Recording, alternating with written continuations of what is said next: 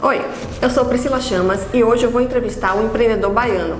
Por medo de perseguição à sua empresa, ele pediu para não ser identificado.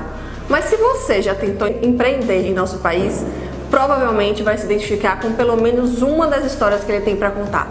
E a primeira é sobre ICMS. Bom, o senhor estava me contando agora há pouco sobre um problema que teve com a cobrança de ICMS pelo governo da Bahia. Como é que foi essa história? Então, eu sou sócio de uma empresa no ramo industrial e a gente tem 2 unidades aqui na Bahia. Há um tempo atrás a gente precisou fazer uma nova operação, um produto novo que a gente estava lançando, e cada produto você tem uma alíquota diferente de ICMS.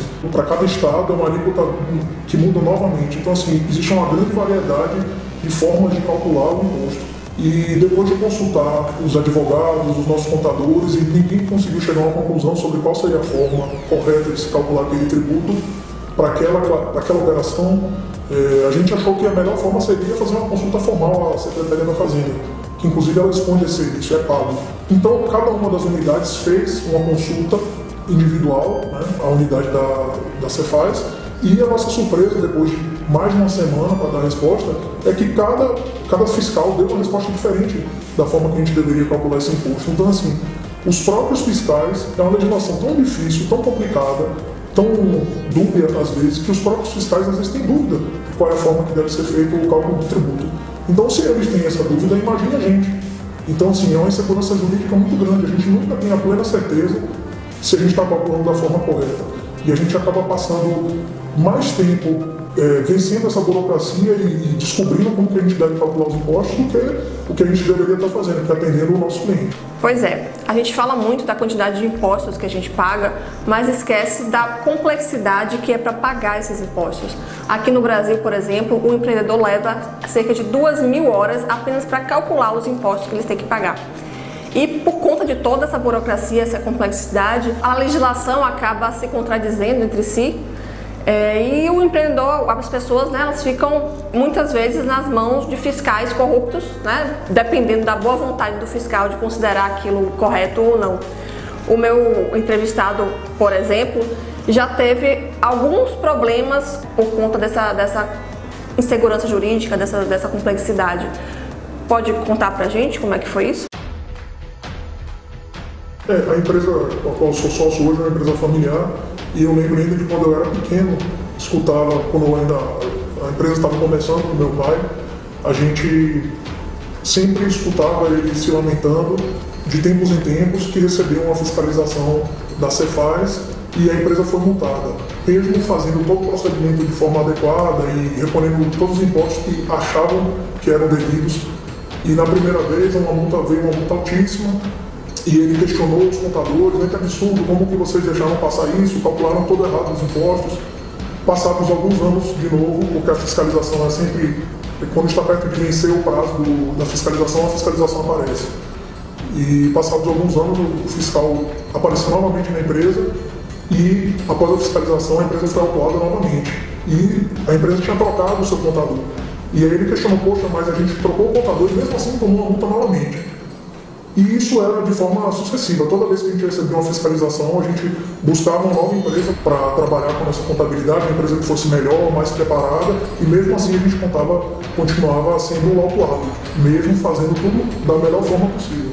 Então a gente chegou à conclusão que, na verdade, o problema não eram os nossos contadores, o problema era a legislação, que é extremamente complexa, tem muita variação, a cada dia sai uma nova portaria, então você pode estar correto hoje, e se você não tiver o tempo todo acompanhando as mudanças da legislação, pode ser que amanhã você já não esteja, e aí você está à mercê novamente da fiscalização.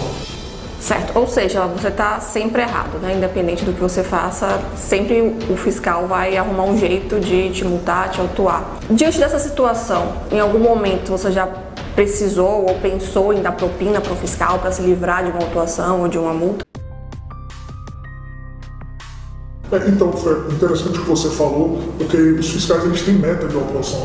Então, eles têm um incentivo muito grande a autuar as empresas para poder atingir a sua meta de remuneração, sob pena de, se eles não autuarem um número suficiente, eles não conseguem atingir o teto do salário deles. Então, eles estão sempre buscando todas as maneiras possíveis de achar uma brecha para poder enquadrar a empresa.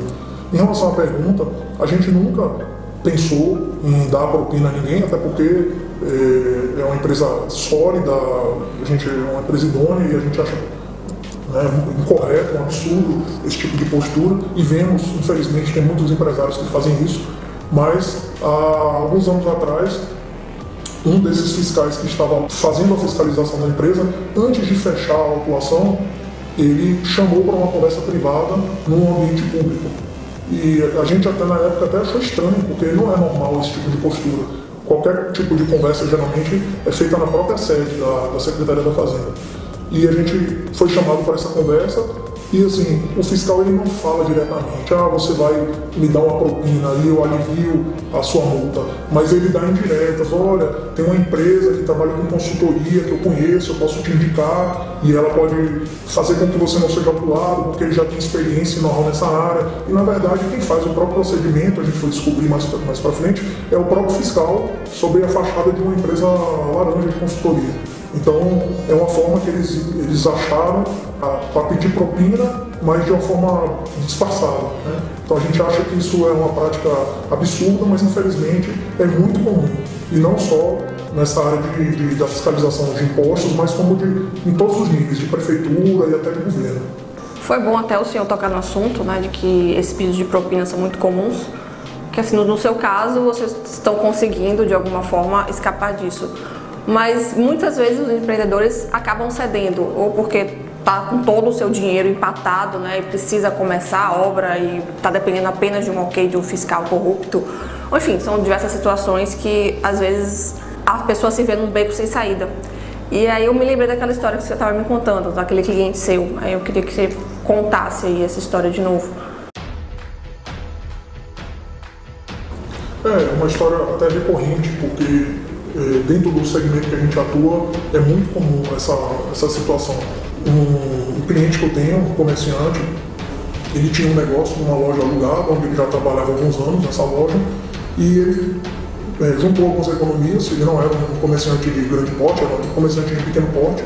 Ele juntou algumas economias e decidiu investir na própria loja, construir a própria loja para poder investir mais no seu negócio e crescer um pouco. Ele era uma empresa muito pequena e ele estava vendo que ele precisava investir um pouco para ter um crescimento maior no seu negócio.